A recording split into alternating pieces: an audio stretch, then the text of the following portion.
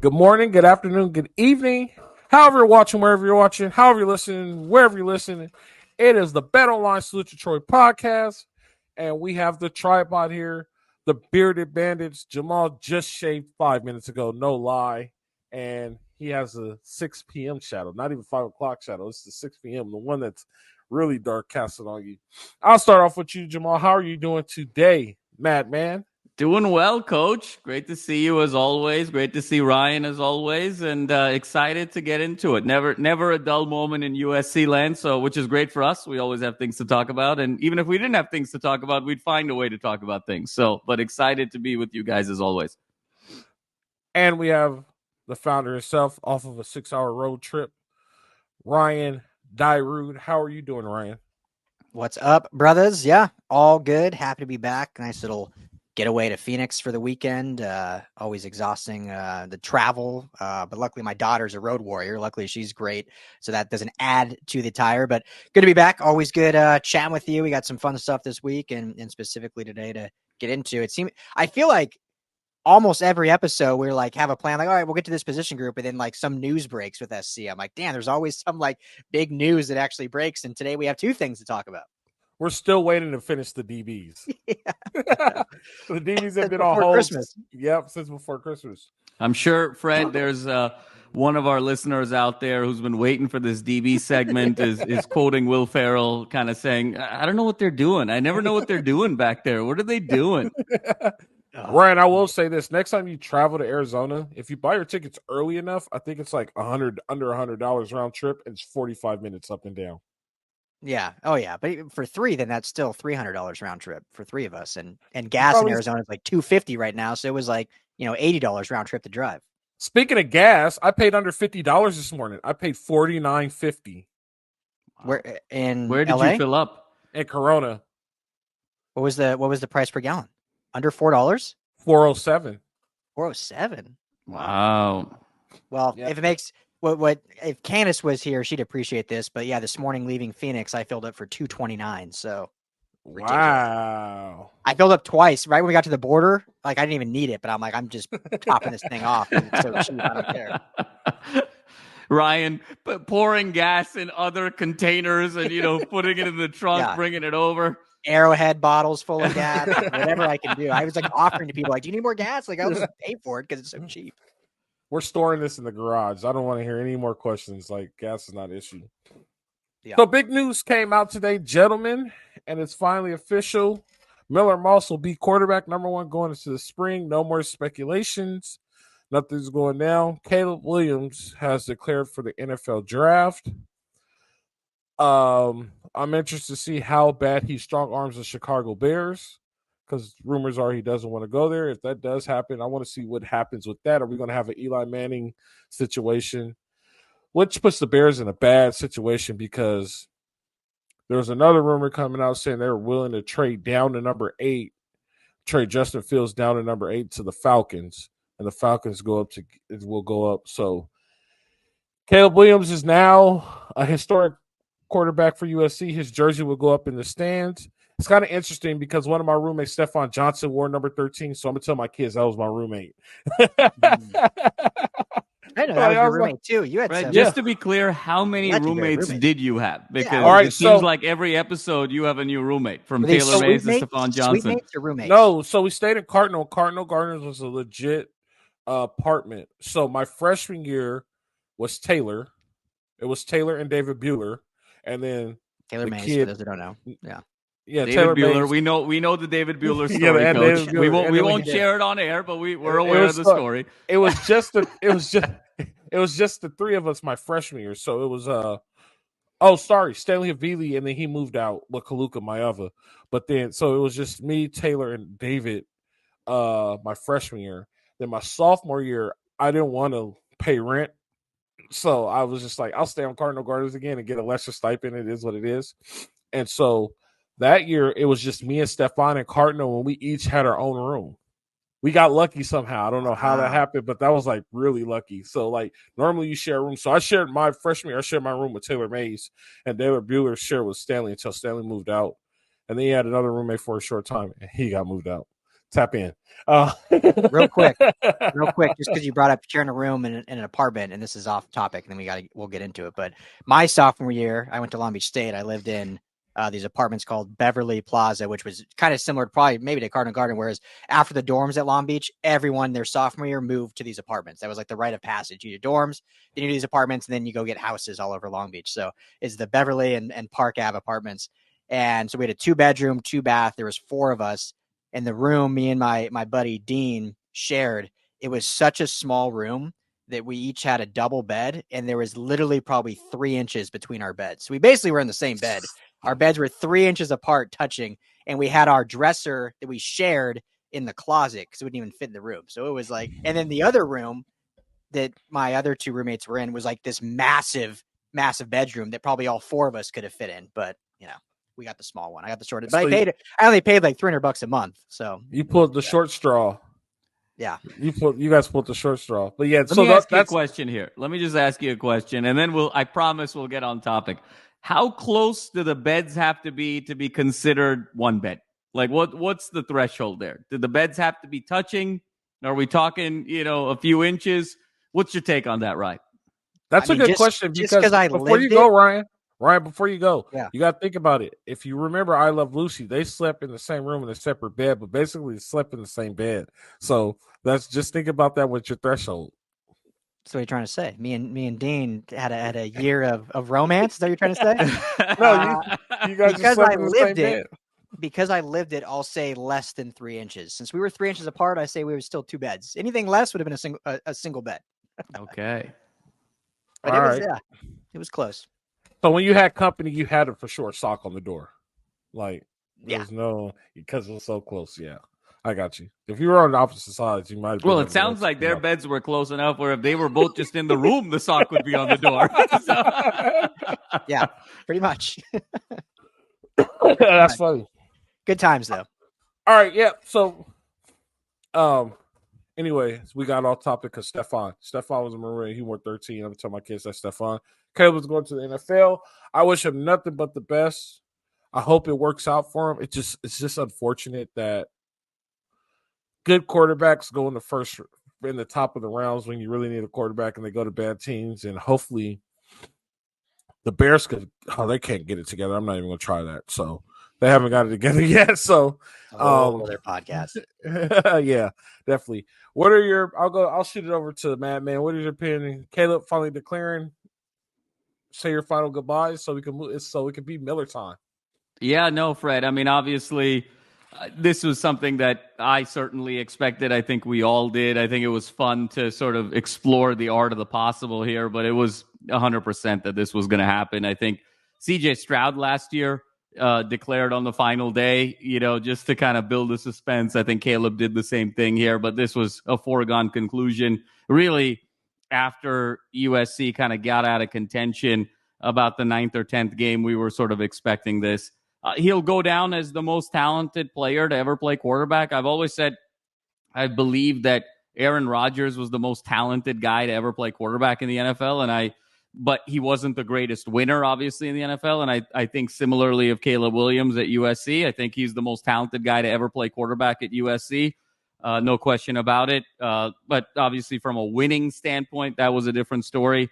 He'll have the number 13. It was a tremendous 2 years, and I think it's time to move on. I wish him all the best, obviously, moving forward. And I think hopefully he looks at his sort of college experience as a time of learning. It's kind of fitting that we were sort of talking about some college memories to start this show, because college is a time to find yourself. It's a time to learn. It's a time to discover.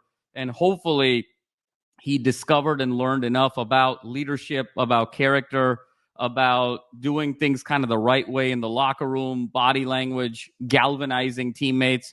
I think that's kind of the biggest gap right now in his resume. And hopefully this experience, particularly in 2023, was the ultimate laboratory and the ultimate learning experience for him to be better from moving forward. Because I think we can all agree there are gaps right now in terms of his leadership ability. I think his ability to sort of galvanize a team. So hopefully this was a great learning experience for him. And through, those failures, that he's going to have an incredible amount of success moving forward. Now, I have to be completely honest. And this is not a knock in any way, shape, or form. Sometimes when you have like a pain or, some sort of like shooting pain or some sort of weird sensation and you're not sure what it is, and then you decide, to go to the doctor to go get it checked out. And then you go to the doctor and, everyone's like, oh, it's nothing. But, and you kind of believe it's nothing, but in the back of your mind, you're not 100% sure. You go to the doctor and the doctor finally tells you, oh, it's nothing. And then you're finally relieved. That's kind of how I felt today about Caleb Williams declaring, because, for as great a talent as he is, I think it would have been pretty detrimental to what USC is trying to build from a culture standpoint if he did come back, as great as he is. And so I think for me, his declaration today was kind of the equivalent of kind of going to the doctor and being relieved that it was nothing more severe. And so, again, wish him all the best. I think there's some growth here. He's always going to be number 13 in the rafters there of the Coliseum, and he's going to be sort of immortalized, obviously, as one of the 8 Heisman winners. But I'm also very excited that there's going to be a turning of the page for Lincoln Riley and for this program in 2024. Yeah, with that being said, if he would have came back, he would have for sure had to go to the portal. You can't, as a coach and trying to build culture, he would have to go to the portal. You have been away from the team for almost 3 months now. 2 months, right? Since the UCLA game, you've been away from the team. You can't just come back and jump in and pick up where you left off. Like, we just have to move on without you. So, yeah, definitely. If that would have been the best thing to do, and it would have sucked. And that's why I told Ryan to get that article ready, because that would have been a big one. That would have been, I mean, Fred, the one thing I'll say is, can you imagine just on the flip side there, if he chose to come back? I have a hard time believing that Lincoln Riley wouldn't give him the starting job. And then how do you sort of explain that to the team, to the locker room? Look, he chose not to play the Holiday Bowl. He sort of chose to take some time to kind of digest and reflect what he needs to do. And now, oh, by the way, he's back, and now he's got the keys to the kingdom. That would have been a real travesty from a culture standpoint, which is why I knew he was always going to declare, but there was kind of a sense of relief that he declared today, unfortunately, because he's such a prodigious talent. But hopefully he's learning from this, and he has learned from this, and he's ready to kind of carry an NFL franchise on his shoulders. You have no faith in Lincoln Riley, Jamal. I have a hard time believing that Lincoln Riley would have stayed with Miller Moss if Caleb Williams comes back. I have a hard time believing anybody associated with USC football would believe otherwise. That would be a tough pill to swallow there. Yeah, I mean, what coach would? Yeah. I would have told him to go. I'm just letting you guys. I'm just being honest with you. Like, if he would have done that, like, Coach, I'm gonna come back. I'm like, I think you need to go to the portal. Like, we can't move on with you. We've already established something here, and we're moving forward, and we can't. You're holding us back. I would have told him to go to the portal. Ryan, what do you think? Caleb Williams declaring for the draft? Yeah, and that may have been the conversation right at the end of the year. Like, look, if you want to be here, like, you're playing the Holiday Bowl and you're in. So I think as soon as they announced that he wasn't playing, maybe that was a conversation. But no, I mean, I don't need to add too much to what Jamal said. I completely agree. A very interesting career at USC, the ups, the downs. It was kind of a bummer, obviously, for the sake of the season, but just in terms of legacy, kind of how it ended. It seems like there was almost a sour taste in a lot of fans' mouths and whatever, how it ended. But we'll go down as a great USC quarterback, obviously a Heisman winner, Lincoln Riley's 3rd Heisman winner.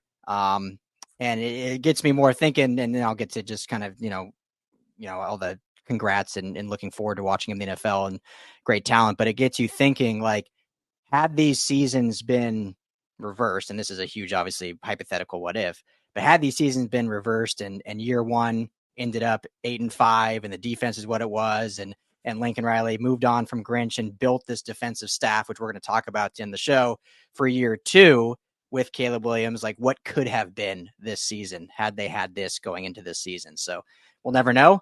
Unfortunately, it was the opposite, and it was a down year for Lincoln Riley, down year for the team, a down year for Caleb Williams, but he'll still be the number 1 overall pick, whoever is picking there.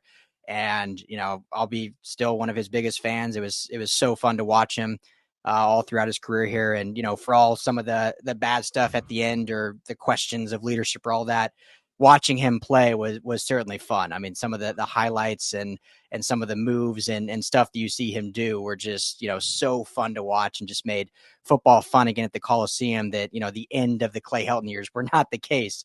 And so for that, I think SC fans need to certainly thank him for other reasons, but for bringing fun back to football, for bringing, USC back on the map and kind of what him and Lincoln coming together. And then now obviously, building on past him, I think was truly great and truly should be remembered in that ilk and not some of the other stuff, in my opinion. So wish him nothing but the best. It was just a fun player to cover, fun player to watch.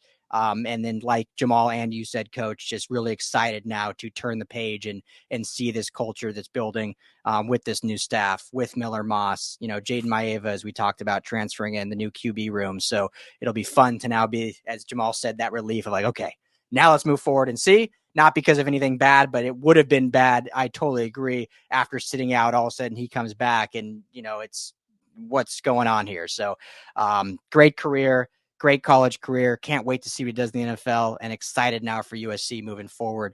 Not because of anything bad, but just turning the page onto something new. Yeah, definitely. I wish him nothing but the best too. Jamal, here's the funny part. John David Booty's career was more successful than his. No, for sure. I mean, Mark Sanchez's career was more successful than his in 1 year, right? Yeah. So obviously we'll remember Caleb for it. It's interesting. We're going to remember him for sort of individual moments. But if I were to say 5 years from now, 7 years from now, tell me Caleb Williams' signature win at USC, or tell me Caleb Williams' signature moment at USC, I think it would be hard to come up with one. And I think he was great. He had great sort of stats. He was obviously sublime. Certain plays come to mind, but it's a very unique place in USC history. When you think about OJ, when you think about Reggie, when you think about Marcus Allen and Leinart and on the list you go, whenever you think about those players, there is a signature moment or two or three that comes to mind immediately. With Caleb, I'm not sure that's really the case. And that's, I think, what just makes him such an interesting figure in the history of USC football. To me, he is not as much sort of a Reggie Bush and a Matt Leinart as he is Todd Marinovich with the Heisman Trophy, just because of kind of the polarization and, sort of the conflict and kind of the nuance. That's how I will remember him, more as Todd Marinovich with the Heisman Trophy than someone closer to some of those other legends. No knock on him. I just think that's kind of how the narrative arc played out for Caleb at USC. I still wish him nothing but the best. Absolutely. We all do. Yep. Wish him nothing but the best. Mo, I just hope he comes back. That tells me if he's a Trojan or not if he comes back. If he comes back, you have to apologize because that means he did appreciate the culture. I'll be happy to. Before we move on, we'll let you guys know divisional rounds going down tonight. We're going to find out who's playing in the final game on Saturday, I believe. If you want to get in on the division round, I actually put in a little 4-game parlay. You want to go to betonline.ag where you get all the up-to-the-minute odds, stats, and you can put in the best waivers possible. That's betonline.ag. Put in promo code BELIEVE. That's BLEAV. We'll give you a 50% welcome bonus. BetOnline, where the game starts. So, that's kind of funny because if you understand how the coaching world works, this job was already secured before last night's loss when you make an announcement this fast. So that means he already interviewed and moved on. But today the Trojans announced Eric Henderson, a.k.a. Coach Henny, is coming to be the D-line coach for USC. So, and when you look around, you look at it, a lot of people have mixed feelings about it, and they're like, even they said in the Slack, there's LA on LA crime. But I think this one's a little bit different. I think this was a move made by Henderson to advance his career because he's dealt with a tall task here. Because when you look at it, there's like one big guy. You know what I mean? Like this is still a developmental roster. And we're going to see that when we break down the defensive line. And if we eventually get to it, we'll get to it before August gets here. I'll tell you that. But this is going to be a true testament of coaching. And me and Tab have this argument all the time. In college, you're teaching, and in the NFL, you're coaching, right? And a lot of people, some people will understand it, but Tav's like, I don't get what you're saying. In college, you're teaching these kids how to play games because they learn so many bad habits in high school. In the NFL, you're legit coaching, like, hey, you see where your hand placement is, like, you know, it belongs here, here. Like, you're perfecting, you're crafting the game. You're not doing so much teaching as you are to a college kid because the level of coaches are about the same. There's pro coaches and college coaches, Division 1, like, and so all the technique is pretty much the same. That's why when you go to the combine, they just jump into the drills. They don't have to teach them anything. This will make the team better, and I think this is like the icing on the cake of what Lincoln Riley wanted to do. He had a vision. He stepped forward. He went and saw it. He went and got a pro defensive line coach. That shows that he knows that he has to win up front, right? He still needs to do better recruiting because he hasn't got the guys to win up front per se. Not knocking these guys, but Bear Alexander realistically is a defensive end. You know what I mean? He needs to go get 3 more rakes, and now you got a dominant defensive line. Just that gets that knockback. But you got somebody to teach these guys good technique, and you also have somebody to teach these guys how to be a pro and teach you how to take the game serious and teach you how to treat the game like a job. So if you want to be a pro, you have somebody in your room teaching you how to be a pro. I think it's a good move. Now that the staff is set, I think he completely washed it. He got some good guys, and this final thing shows that he's ready to compete for a national championship. So now only time will tell. It's kind of like the Dodgers and Dave Roberts. They taking away all excuses. No more excuses, right? You have everything you need. It's all right there in front of you. Let's move forward. So I'm really excited about this Henderson hire. Ryan, what do you think? Yeah, it's I mean, I love the hire. It's funny. I was literally recording our Rams show for LA Football Network right before this, and obviously it's a huge loss for the Rams. So it's an interesting like topic because one big loss for one of the teams we cover and a great gain for the other team we cover. But no, I think this is a great hire. You know, he's obviously orchestrated some great defensive lines with the Rams. We can point specifically to just this past season, Kobe Turner, 3rd-round pick. And to me, where you see coaching, and coach, you can speak much more on this, but Kobe Turner started slow and in the final like 7 games recorded 6 sacks, tied Aaron Donald for the most sacks as a rookie in franchise history with 9, and that all came as the season progressed. You could see the improvement throughout the year through the coaching. We've seen him do it time and time again, guys like Greg Gaines, Sebastian Joseph Day. So just really, helped solidify that D-line, and in my opinion was one of the great D-line coaches in the NFL and comes to college. For me, why I think he made this move, obviously you get the co-defensive coordinator title, but it kind of felt a little bit like an Eric Bieniemy situation where as great as I think Coach Henderson is, and I truly believe he is good, probably a lot around the league, everyone's like, well, yeah, you have Aaron Donald. Like it's easy to look good when Aaron Donald's, on your defensive line.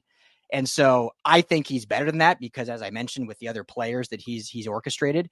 But I think for him, he needed to get away from Aaron Donald to prove how elite of a coach he can be. And so now he can go into a situation, stay in LA. He probably got a little pay raise too, if we're being honest, coming to USC, gets that co-defensive coordinator title. And now he can help construct a defense that was one of the worst in college football last year. And if he can help turn around, then he can truly prove his salt as a defensive line coach, as a guy that has called plays here and there in the pros, mostly in preseason, but has done some a little bit in that. And then also solidified, developing talent that wasn't just playing next to the great Aaron Donald. So I think that makes a lot of sense for the move.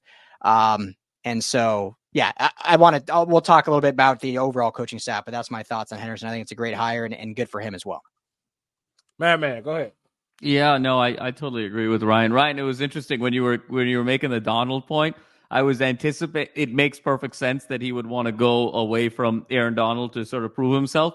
But instinctively, the name I thought you were going to say is Raheem Morris. Is that he wanted to kind of go away from Raheem to sort of show that he's worthy of a coach. So I'm big fan of Coach Henderson.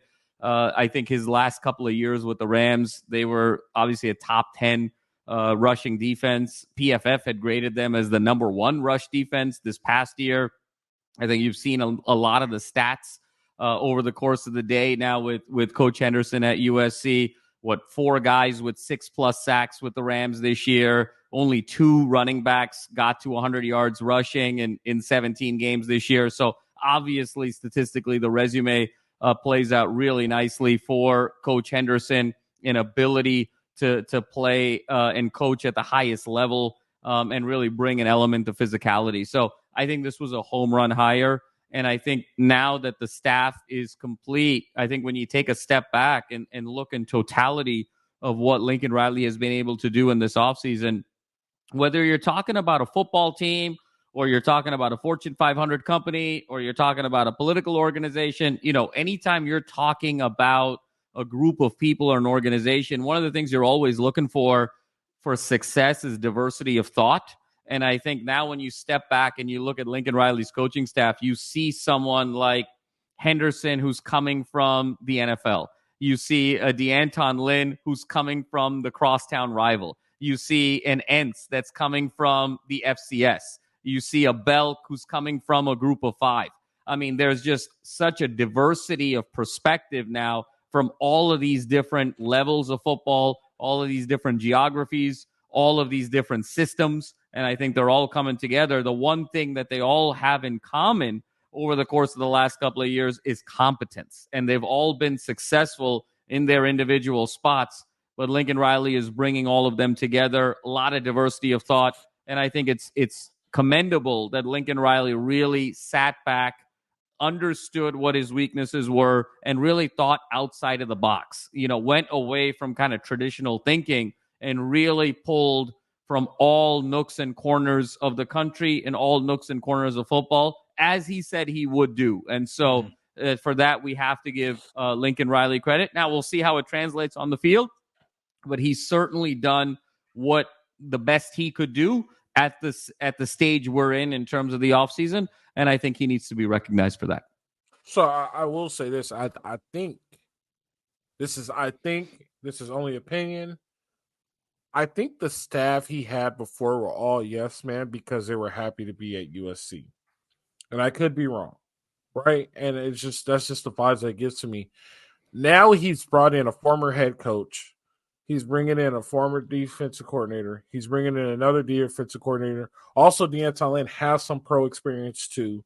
He's bringing in a pro guy. He's bringing in guys that will legit tell Lincoln Riley, you're dead ass wrong. This is not the right way to do it. You know what I mean? I think there's going to be a lot more of that.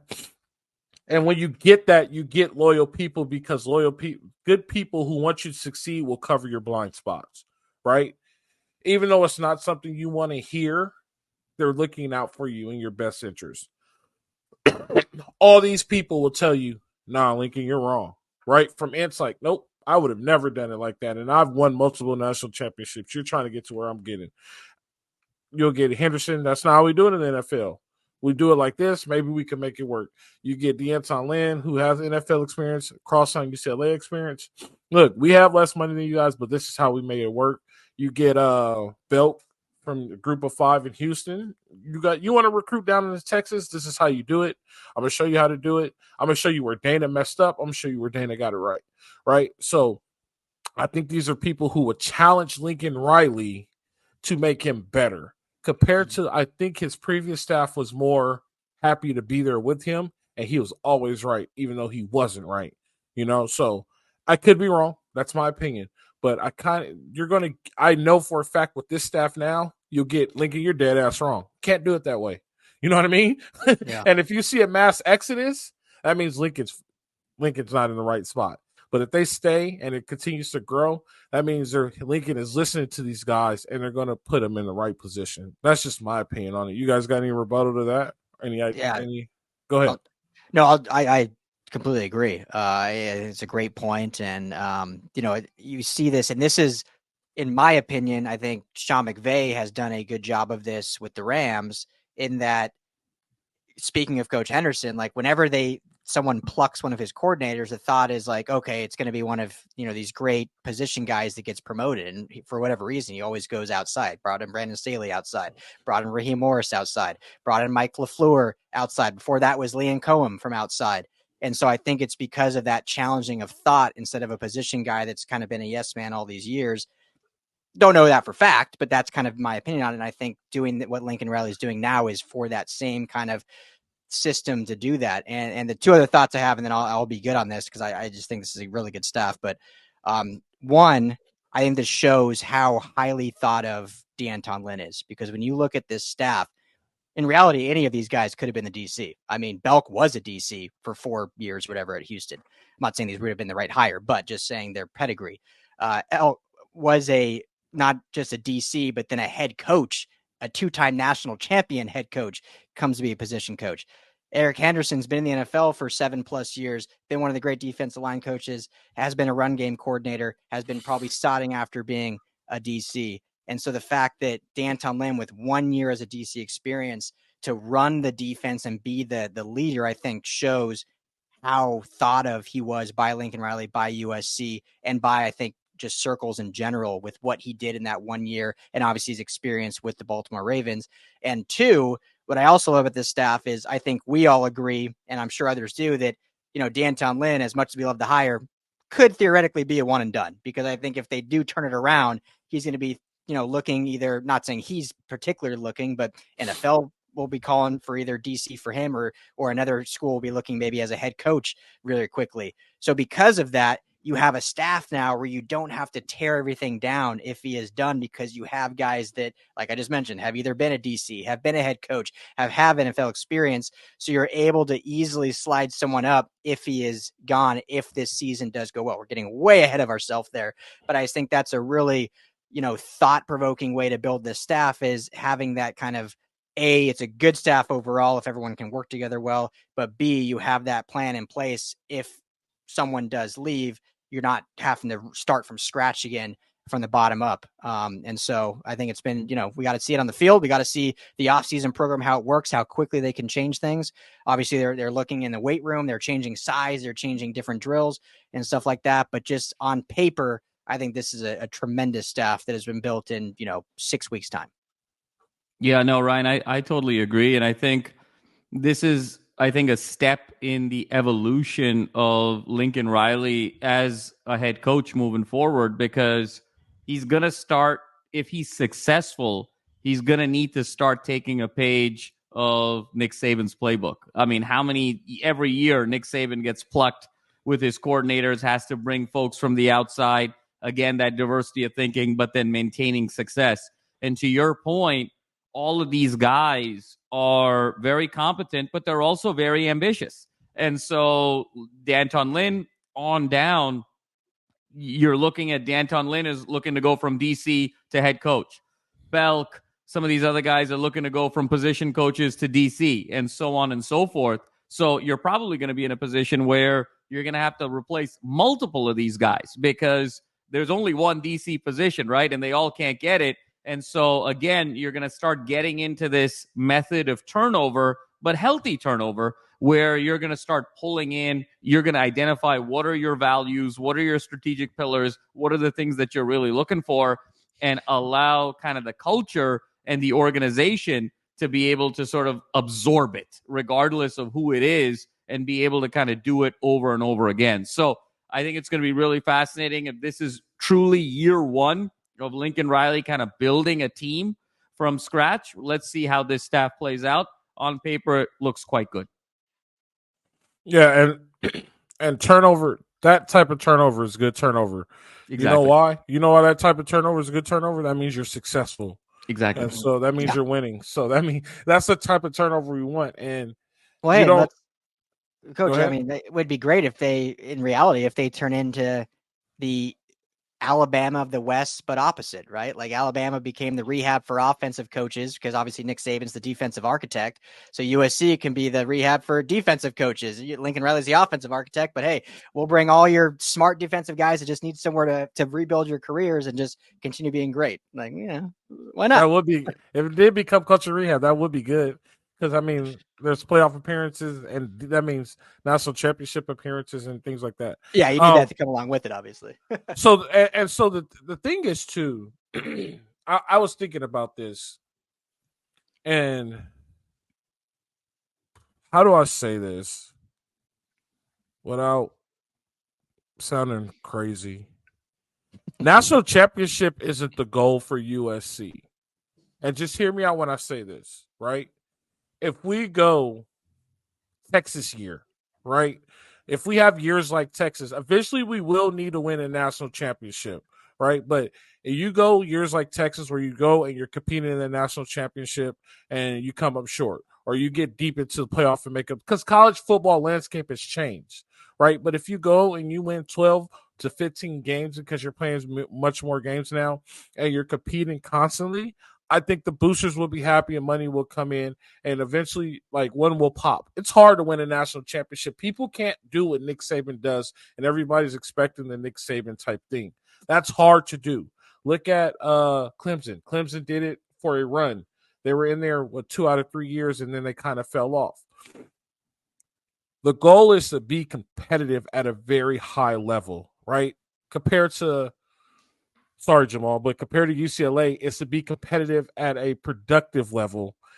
The goal for USC is to be competitive at a high level. So I'm talking playoff appearance, semifinal appearance, national championship appearances.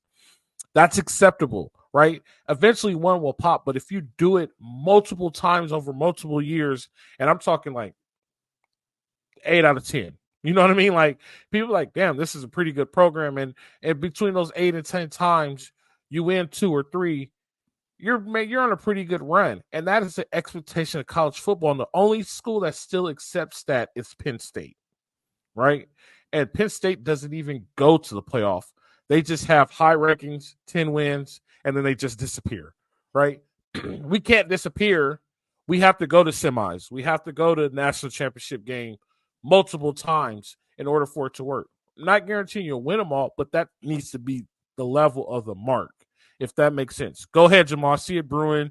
What's your rebuttal on that? No rebuttal, actually, Fred. I think what you're describing is the college basketball model, right? Is now college football is going to resemble college basketball a lot more, because when you talk about a 12-team playoff, and let's not kid ourselves, it'll be 12-team playoff for 6 or 8 years, and then it's probably going to expand to 16, and that's where this is headed.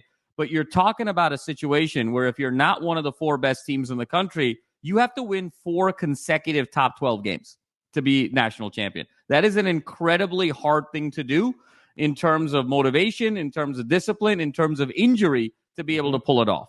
And so what you're essentially describing here, Fred, is exactly the college basketball model. Look, Coach Mike Krzyzewski of Duke, 35 years, considered the greatest college basketball coach in the modern era. He won 5 national championships in 35 years. We talk about in the modern era of college basketball, the last 10, 15 years, John Calipari, who in many ways is very similar to Lincoln Riley in terms of being able to produce tremendous pro prospects. He has 1 national championship. Bill Self has, 2 national championships. So the numbers of national championships are going to be very few and far between in college basketball, because it's so hard to win 6 single elimination games and be cutting down those nets. In the same way, it's almost going to be impossible to win 4 consecutive top 12 games. You probably need to be a top 4 team to win 3 in a row. And even that is so difficult. So I agree with you, Fred. I think we're just headed towards more of a college basketball model. The way we think about Nick Saban right now, I think, is the way the college basketball world thought about John Wooden. John Wooden won 10 national championships in 12 years. That's never going to be replicated again, given the expansion of the sport, given how difficult it is to navigate the tournament. I think we're in a very similar predicament now, where Saban winning 6 and 12, going to 9 and 15, that level of success, I think, is going to be an impossibility given this new era of the sport. And so if you can win it once every 8 or 9 years, but you're in the top 12, you're in the top 8, that's going to become the new definition of success. Ryan, you got anything on that?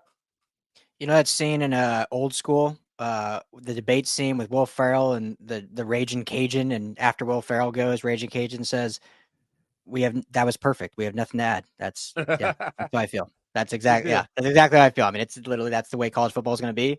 You get there, you get in the dance, you win some years. You obviously USC should win some national championships. We're not downplaying that this is an elite program that should be a top 5 program every single year.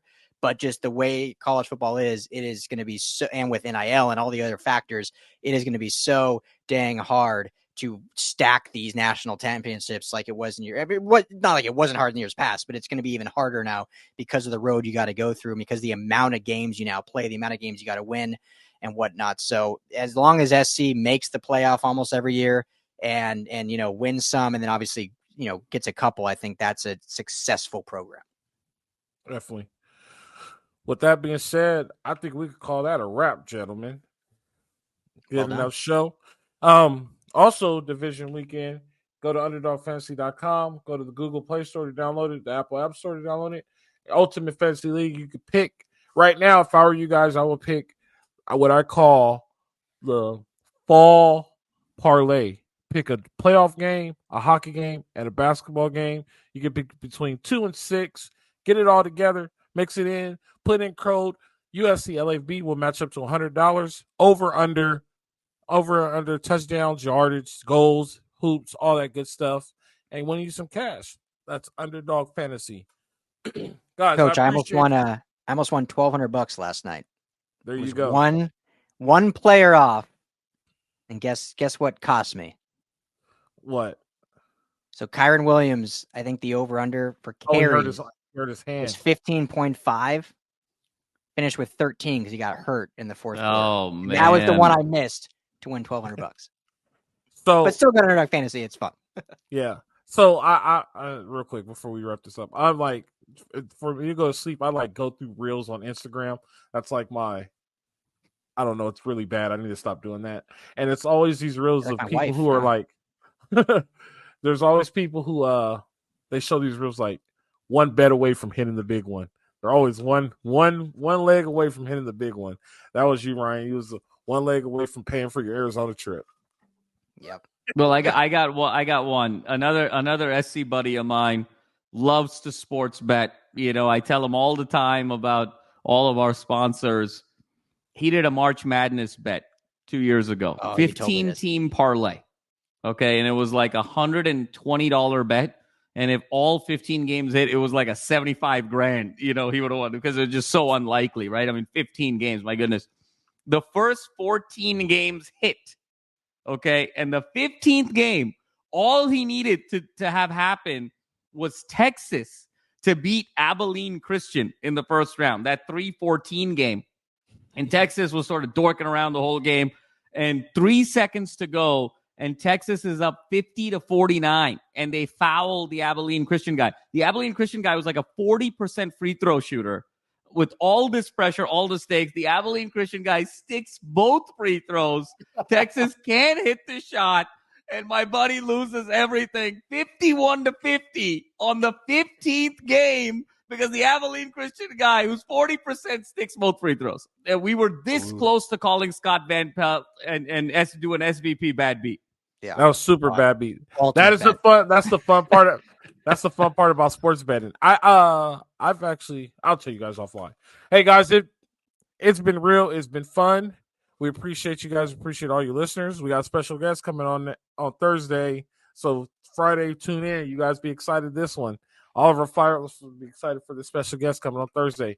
So it'd be worth tuning in. I appreciate everybody listening. Can't do this without you. You guys keep subscribing. I just learned if you hit the like, it also brings it up in your algorithm, gets more people out there to see us. Also, our Sooner fans, hit the like. You guys hit the like button too, because you sure do love us. I appreciate it. Hey, you guys know how it goes.